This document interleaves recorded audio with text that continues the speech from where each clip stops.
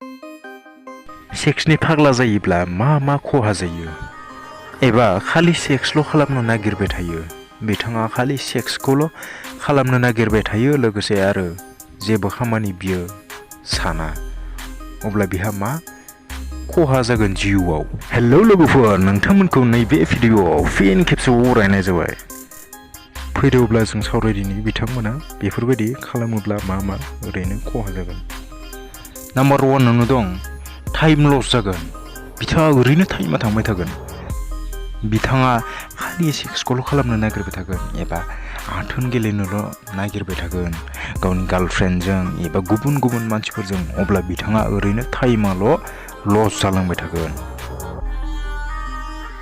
Number 2 आव दं लाइफआ बरबाद जागोन। लाइफआ बरबाद जागोन माने ओरैबायदि जागोन बिथाङा सेक्स गेलेबाय थागोन आथोन गेलेबाय थागोन गार्लफ्रेन्डफोरजों गुबुनजों माब्लाबा समाव बिथाङा ओरैबायदि प्रब्लेमाव गोलैगोन आरो बे प्रब्लेमाव गोलैना बिथाङा जुलि जानो गोनां जागोन नङाबा माबा मोनसे खालामनो गोनां जागोन आरो जुदि जुलि जानो गोनां जायो बिथांनि लाइफआ बरबाद जागोन माने ओरैबायदि आरो उन्दै बैसोआवनो बेफोरबायदि खालामनानै दा लाइफआ बरबादखा। जुदि बैसो जायो अब्ला एसेबां टेनसन गैया अब्लाबो नोंहा खामायनायनि जेबो लामा गैयाब्ला हाजिरा मावना जानो नांगोन कम्पानिफोराव थांनानै जानो नांगोन अब्ला लाइफआ जोबोद खस्थ' सहायनो गोनां जागोन आरो बिथाङा।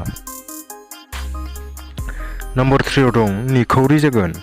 माने बे सुबुङा आथोन गेलेनायनि थाखायनो गावनि रां रुफाखौबो सेफायगोन खरसा खालामगोन। बिथाङा बेयावनो गोबां राङानो माब्ला जोबलांगोन गावनि आखायाव थानायखौनो रांखौनो माब्ला खरसा जालांजोबखो बे गावनो हमना मोननाय नङा। बिथाङा निखावरिनि अबस्थायाव गोलैगोन। बेनि उनाव आरो बिथाङा जुदि थाबनो हाबा जाना लायो अब्लाबो बिथाङा बेफोरबायदि अबस्थायाव गोलैगोन। आथोन गेलेनायनि फाग्ला जानानैनो बिथाङा थाबनो जुलि खालामना लायो अब्ला बिथाङाबो बेफोरबायदिनो अबस्थायाव गोलैहैगोन। गोबां खरसा जायो जुलि जानायनि उनाव बिथाङा बेफोरबायदि खरसायावनो गोदौना थानो गोनां जागोन। नाम्बार 4 आव दं देहाया लोरबां जागोन।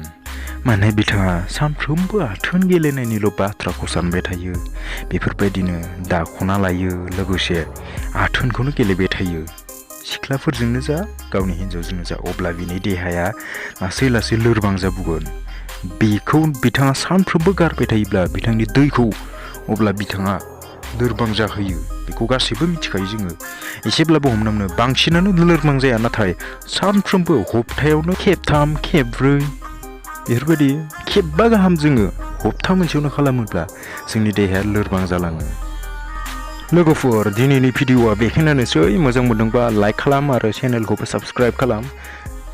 बेफोरबायदिनो गुबुन भिडिअ लोगो मोनबावसिगोन।